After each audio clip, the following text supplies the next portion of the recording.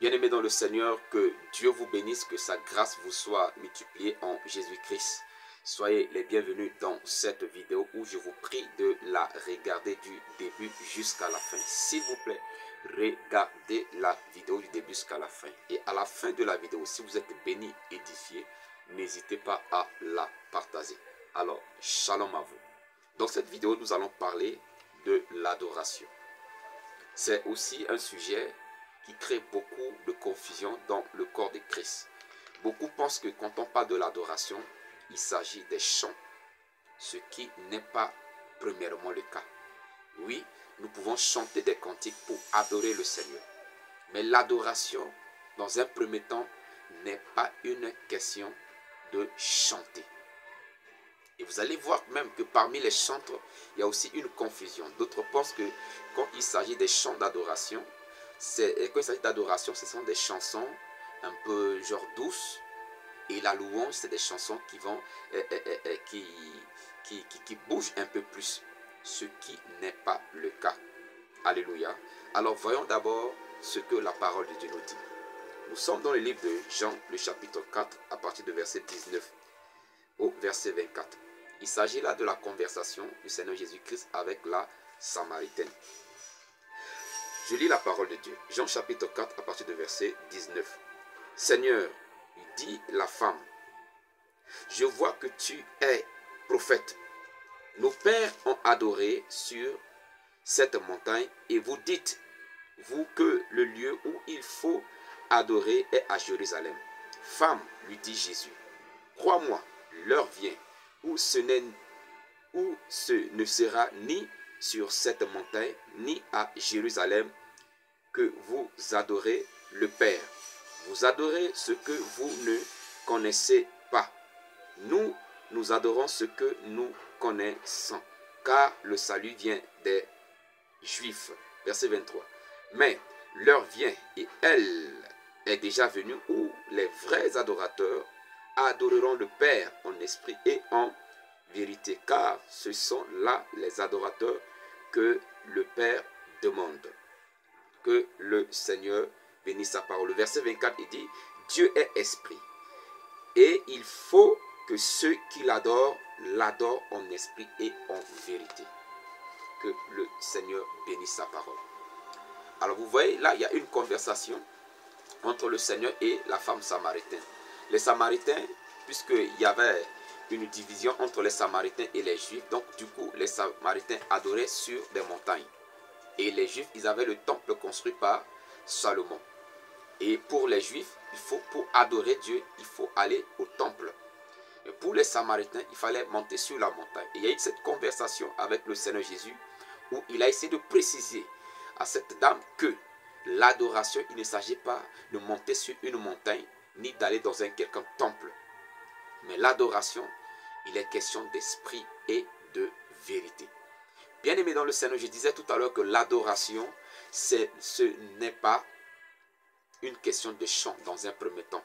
Même si on peut chanter des cantiques pour adorer Dieu.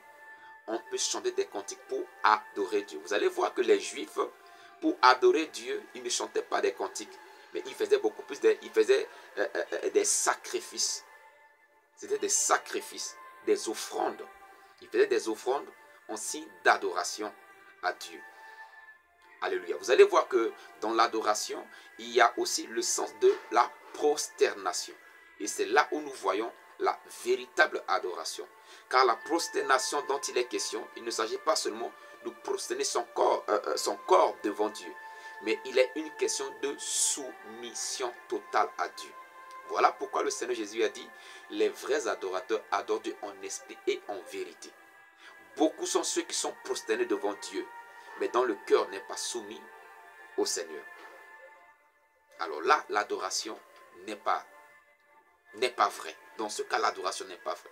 Même si vous chantez des cantiques à Dieu, mais si votre cœur n'est pas soumis à Dieu, si votre cœur ne reconnaît pas la grandeur de Dieu, l'autorité de Dieu, votre adoration n'est pas honnête. Donc, l'adoration, il y a une question de foi. D'abord, une question de foi.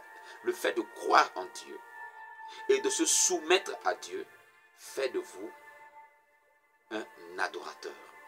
La soumission à Dieu. Et une fois qu'on est soumis à Dieu, on ne l'adore pas dans la chair, car la chair a des désirs contraires à ceux de l'esprit. Mais on l'adore en esprit. Et c'est là où nous voyons la disposition de cœur. Ils reconnaissent la grandeur de Dieu, qui cherche à lui obéir et à faire sa volonté. Mais quiconque va à l'église, fait des offrandes, chante des chansons, mais dans le cœur n'appartiennent pas à Dieu, dans le cœur n'est pas soumis à Dieu, ce dernier n'est pas un adorateur. Alléluia. N'est pas un adorateur que Dieu cherche. Peut-être c'est un adorateur selon les hommes. Peut-être c'est un adorateur selon sa propre personne. Mais les adorateurs que Dieu cherche, ce sont ceux qui l'adorent et font le cœur. Et non des manifestations charnelles. Voyons ce que le Seigneur Jésus a dit dans Apocalypse. Le chapitre 3, le verset 20. Il est écrit, c'est le Seigneur Jésus qui parle. Il dit, voici, je me tiens à la porte et je frappe. Si quelqu'un entend ma voix et ouvre la porte, j'entrerai chez lui, je souperai avec lui et lui avec moi. Alléluia. Vous voyez? Donc, l'adoration, c'est d'abord une question de cœur. Il dit, je me tiens devant la porte, je frappe. Il s'agit de quelle porte? Il s'agit de la porte de notre cœur. Et quand le Seigneur rentre dans notre vie doit être soumise à Dieu. Vous voyez, quand le Seigneur est entré dans le temple de Jérusalem, qu'est-ce qu'il a fait? Il est entré dans le temple de Jérusalem, il a vu. Les gens ont transformé le temple à un marché. Et ils renversaient les marchandises. Ils chassaient les changeurs d'argent.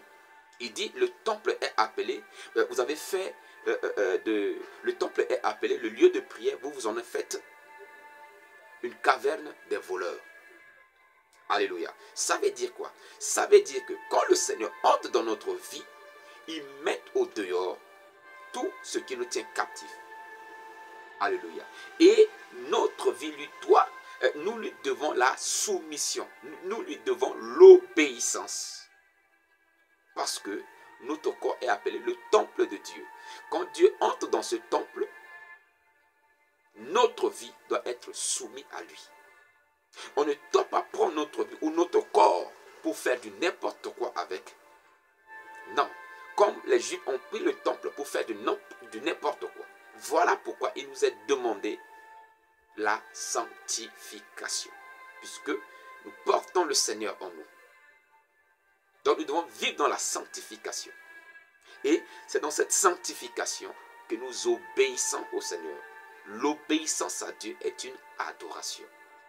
Alléluia. L'obéissance à Dieu, c'est l'adoration. Vous allez voir que Dieu va faire cette remarque à Saül, qui ne comprenait pas, qui pensait que l'adoration, c'est selon les Juifs, comme les Juifs, l'adoration, c'est d'offrir des holocaustes, d'offrir des offrandes, il fallait tuer des bêtes. Dieu lui a fait une prescription. Va, tue tout ce qui respire. Homme, femme, enfant, tue tout, bête, tue tout. Mais Saül, il est arrivé, il a tué tout le monde, il a laissé le roi en vie. Il a gardé les bêtes qui sont fermes sous prétexte qu'il va faire des sacrifices à Dieu. Et quand Samuel est arrivé, il dit, mais c'est quoi je vois là? C'est quoi j'entends là? Il dit, non, j'ai gardé les bêtes pour faire des sacrifices à Dieu. Samuel lui a fait cette reproche. L'obéissance vaut mieux que le sacrifice. Alléluia. Donc, bien-aimés dans le Seigneur, si vous allez à l'église, vous chantez des cantiques, mais si vous n'êtes pas obéissant à Dieu, vous n'êtes pas un vrai adorateur. Car un vrai adorateur, il doit obéissance à Dieu. Un vrai adorateur est celui qui vit et qui marche dans la vérité. Car Jésus-Christ lui-même est la vérité. Et il a déclaré cela. Je suis le chemin, la vérité et la vie. Mais quand nous vivons dans le mensonge, quand nous vivons dans la corruption, quand nous vivons dans la compromission, nous allons les dimanches à l'église, nous nous prosternons, nous chantons des cantiques, pensant que nous sommes en train d'adorer Dieu. Nous sommes en train de nous tromper nous-mêmes. Alléluia. Et on ne peut pas tromper Dieu. Parce que Dieu, il est omniprésent. Même tu te caches, tu ne peux pas te cacher loin de la face de Dieu, bien-aimé dans le Seigneur. ce que nous faisons, les louanges que nous faisons sont la matérialisation de l'adoration. Alléluia. Je peux même dire que l'adoration, c'est le spirituel. La louange, c'est la matérialisation. C'est-à-dire que quand nous chantons des cantiques, nous sommes en train de louer Dieu. Mais l'adoration, c'est le cœur qui lui est soumis. Et ce cœur qui est soumis à Dieu, loue Dieu pour sa grandeur. Ce cœur qui adore Dieu, c'est-à-dire soumis et obéissant à Dieu, loue Dieu par des cantiques, loue Dieu par la prosternation et autres.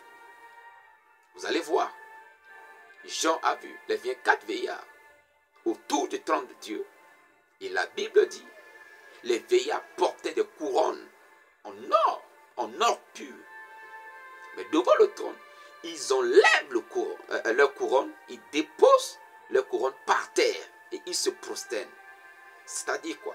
Ils ne regardent pas à leur personnalité.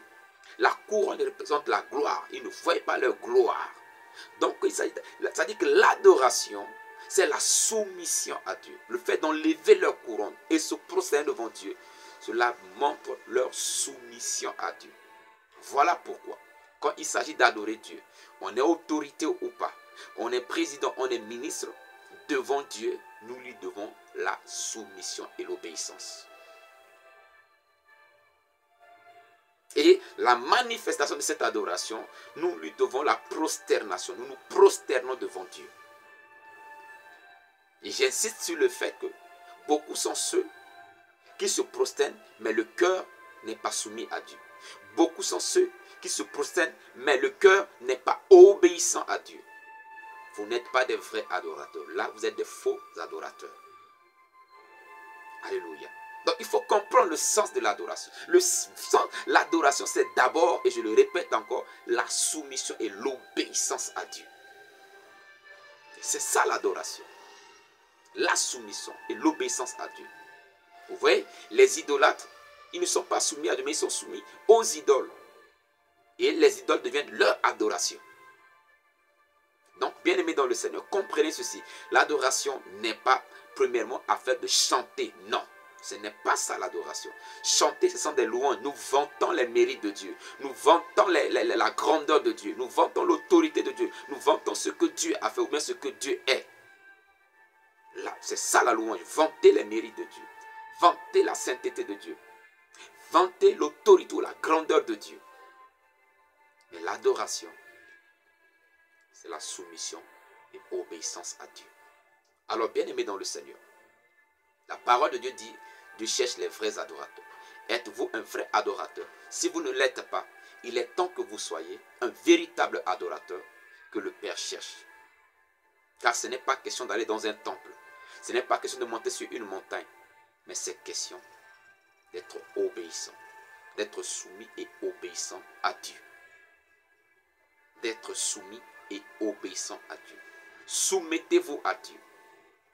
Soumettez-vous à Dieu. Et Jacques le dit. Il dit soumettez-vous à Dieu. Résistez au diable et il fuira loin de vous. Nous devons nous soumettre à Dieu, bien-aimés dans le Seigneur. C'est lui qui nous a créés. Dieu a créé l'homme pour être soumis à lui. C'est ainsi qu'il a créé l'homme dans le jardin d'Éden. Mais l'homme a désobéi à Dieu. Et quand l'homme a désobéi à Dieu, Dieu a chassé l'homme de sa présence. Parce qu'il a fauté dans son adoration. Mais il nous a fait grâce par le Seigneur Jésus-Christ pour l'adorer. Cette fois-ci en esprit.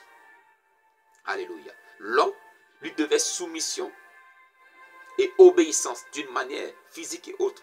Mais en Jésus-Christ, nous devons l'adorer en esprit et en vérité. En esprit, c'est ce cœur qui lui est soumis. Alléluia.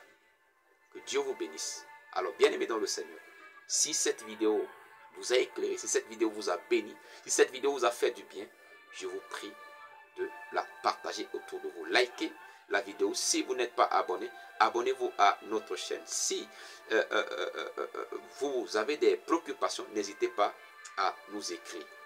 Je serai content de lire vos commentaires ou encore de répondre à vos messages. Nous avons un groupe de personnes un peu partout en Europe, en Afrique, et on se rencontre souvent sur Zoom pour des réunions de partage et de prière. Si vous voulez faire partie de ce groupe, n'hésitez pas à m'écrire, on vous enverra le lien. Que Dieu vous bénisse, que sa grâce vous soit multipliée en Jésus-Christ. Shalom à vous.